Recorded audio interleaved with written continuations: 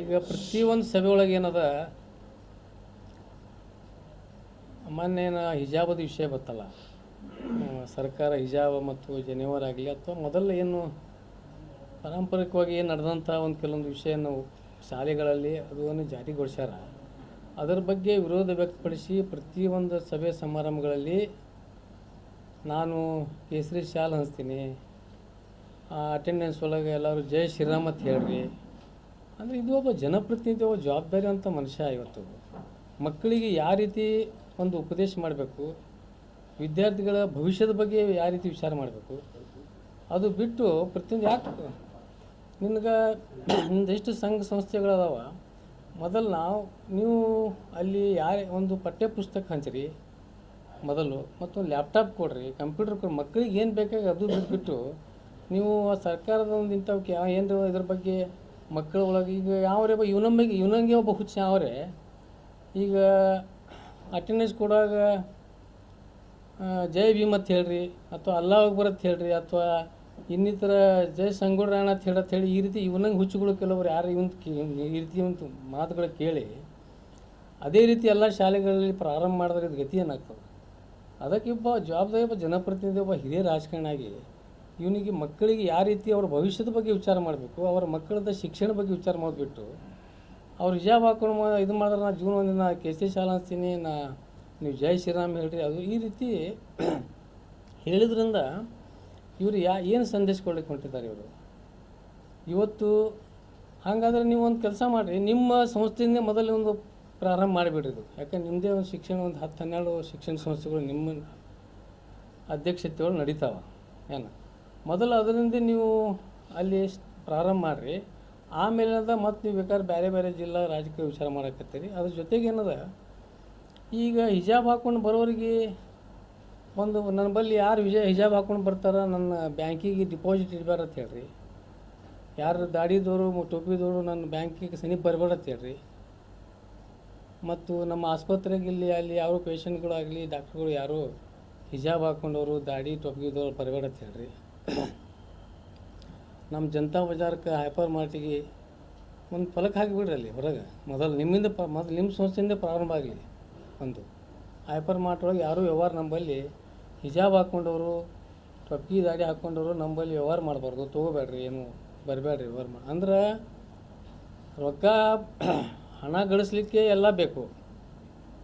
ಈ ರೀತಿ ಸಾರ್ವಜನಿಕ ಭಾಷಣ ಮಾಡಿ ಯುವಕರಿಗೆ ಇನ್ನಿತ ಜನರಿಗೆ ತಪ್ಪು ಮಾಹಿತಿ ಕೊಡೋದು ಪ್ರಚೋದನಕಾರಿ ಈ ರೀತಿ ಹೇಳೋದ್ರಿಂದ ನೀವು ಮೊದಲು ನೀವು ಸ್ವಂತ ನಿಮ್ಮ ಸಂಸ್ಥೆಯಿಂದ ನೀವಾಗಿ ಮೊದಲು ಪ್ರಾರಂಭ ಮಾಡಿರಿ ಇವೆಲ್ಲ. ಇದರಿಂದ ಏನು ಆಗ್ತಾನೋ ಭಾಳ ಮುಂದಿನ ವಿಚಾರ ಬರೀತಂದ್ರೆ ರಾಜಕೀಯ ವಿಚಾರ ಮತ್ತು ಚಪ್ಪಾಳಿ ತಾಳಿ ಕೇಕೆ ಸೊಲಾಗ ನೀವು ಏನು ಬೇಕಾದ್ರೆ ಹೇಳಿದ್ರೆ ಇದು ಸಮಾಜ ಒಳಗೆ ಒಂದು ಅಶಾಂತಿ ಮೂಡುವಂಥ ಪರಿಸ್ಥಿತಿ ಆಗ್ತದೆ. ಅದಕ್ಕಾಗಿ ದಯವಿಟ್ಟು ಅವರಿಗೆ ಮತ್ತೊಮ್ಮೆ ನಮ್ಮದು ಏನು ವಿನಂತಿ ಐತಂದ್ರೆ, ನೀವು ನಿಮ್ಮ ಸಂಸ್ಥೆಯಿಂದ ಇದು ಮೊದಲು ಪ್ರಾರಂಭ ಮಾಡಬೇಕು ಒಂದು.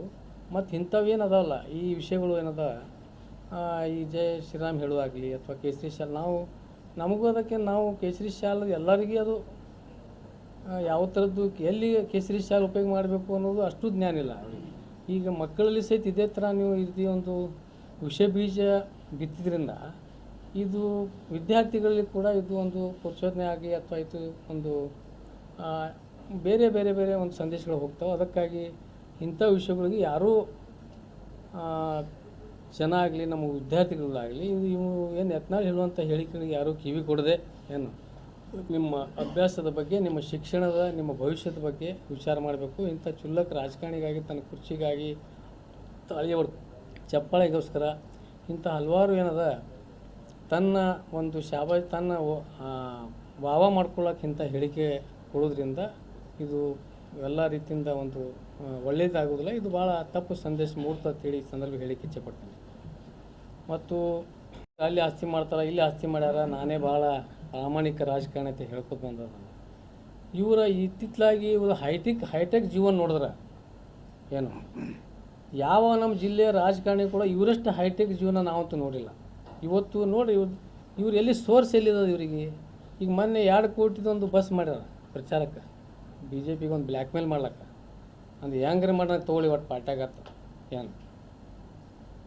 ಮತ್ತು ತಂದೆ ಆದಂಥ ತನ್ನ ಸ್ವಂತ ಕಾರ್ಡ ಒಂದು 2 ಕೋಟಿ ರೂಪಾಯಿ 1,80,000 ಯಾರು ಕೊಟ್ಟು ತಾಂತ್ರಿ ಹೇಳ್ತಾನೆ. ಆ ಸೆಕ್ಯೂರಿಟೀಸ್ ಅವ್ರಿಗೊಂದು ವಾಹನ, ಪಿ ಎಗಳಿಗೆ ವಾಹನ, ತಮ್ಮ ಕುಟುಂಬಕ್ಕೆ ಒಂದೊಂದು ಬೇರೆ ಬೇರೆ ಒಂದೊಂದು ವಾಹನಗಳು, ಮತ್ತು ತನ್ನ ಮನೆಯ ಮುಂದೆ ಈಗ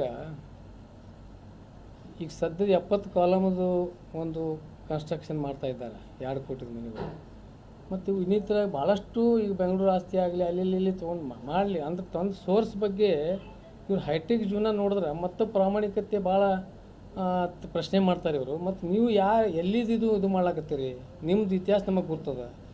ನಿಮ್ದು ಎಷ್ಟು ಎಕರೆ ಜಮೀನು ಮೊದಲಿತ್ತು, ನೀವು ಅಲ್ಲಿಂದ ಏನು ಪ್ರಾರಂಭ ಮಾಡಿರಿ, ಮತ್ತು ಇದು ಎಲ್ಲ ನೀವು ಹೈಟೆಕ್ ಜೀವನ ಮಾಡ್ಲಾಕತ್ತೀರಿ. ಮತ್ತೊಬ್ರಿಗೆ ಯಾಕೆ ಪ್ರಶ್ನೆ ಮಾಡ್ತೀರಿ? ಅವ್ರು ಹಂಗೆ ಅದಾರ, ಅವ್ರು ಗಳಿಸ್ಯಾರ, ಅಲ್ಲಿಟ್ಟಾರ ಇಲ್ಲಿಟ್ಟಾರ, ಮತ್ತು ನೀವೇನು ಮಾಡ್ಲಾಕತ್ತೀರಿ? ನಿಮ್ಮದು ಸೋರ್ಸ್ ಎಲ್ಲಿದೆ? ಇದು ಭಾಳಷ್ಟು ಈಗ ನಿಮ್ಮ ಸೋರ್ಸ್ ಆಫ್ ಇನ್ಕಮ್ ಏನೋ ನಮ್ಗೆ ಗುರ್ತದ. ಅದಕ್ಕೆ ಇನ್ನೂ ಭಾಳಷ್ಟು ವಿಚಾರಗಳು ಅದಾವ. ಬೇನಾಮಿ ಆಸ್ತಿಗಳು ತೊಗೊಂಡಿದ್ದಾಗಲಿ ಅಥವಾ ಇನ್ನಿತರ ಕೆಲವೊಂದು ಎಲ್ಲೆಲ್ಲ ನಮಗೊಂದು ಮುಳುಗೋ ಕೆಲವೊಂದು ವಿಷಯಗಳು ಬಂದಾವ. ಅದು ಮುಂದಿನ ಪತ್ರಿಕಾಗೋಷ್ಠಿಲಿ ಮತ್ತು ಅವ್ರದ್ದು ಏನದ ಇಡೀ ಎಲ್ಲ ಆಸ್ತಿಗಳು ಆಗಲಿ ಅಥವಾ ಅವ್ರದ್ದು ಯಾವ್ಯಾವ ರೀತಿ ಎಲ್ಲಿ ಸೋರ್ಸ್ ಇತ್ತು, ಎಲ್ಲೆಲ್ಲಿದೆ, ಏನೇನು ಮಾಡ್ಕೊಂಡಾರ ಅದು ಮಾಡ್ಯಾರ. ಈಗೇನದ ಅಲ್ಲಿ ಚಿಂಚೋಳಕ್ಕೆ ಫ್ಯಾಕ್ಟ್ರಿ ಮಾಡ್ಯಾರ. ಸಿದ್ಧಸಿರಿಯಿಂದ 3,60,00,000 ರೂಪಾಯಿ ಇಲ್ಲಿ ಸಾಲ ಸಿದ್ಧಸಿರಿಯಿಂದ ತೊಗೊಂಡಾರ.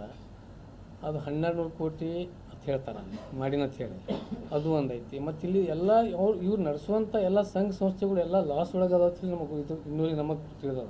ಯಾಕಂದ್ರೆ ಯಾವುದೇ ಒಂದು ಸೂಪರ್ ಮಾರ್ಕೆಟ್ ಮುಂದೆ ಯಾವ ಗ್ರಾಹಕರನ್ನಾಗ ನೋಡ್ಲಾಕತ್ತಿಲ್ಲ, ಔಷಧ ಅಂಗಡಿ ತೆಗೆದ ಅಲ್ಲಿ ನೋಡಿಲ್ಲ, ಎಲ್ಲಿ ಇವ್ರದ್ದು ಎಲ್ಲ ಕಡೆನೂ ಎಲ್ಲ ಇದನ್ನೇ ಆಗ್ಬಿಟ್ಟದ ಈಗ.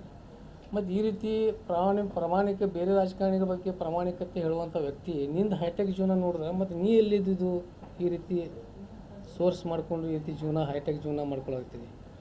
ಮೊನ್ನೆ 10 ದಿವಸ ತನ್ನ ಒಂದು ಮಗನ ಮದುವೆ ಮಾಡಿಕೊಂಡ್ರು. ಯಾವುದೇ ದೊರೆ ಆಗಲಿ ಅಂತ 10 ದಿವಸದ ಕಾರ್ಯಕ್ರಮ ಮಾಡಿಲ್ಲ.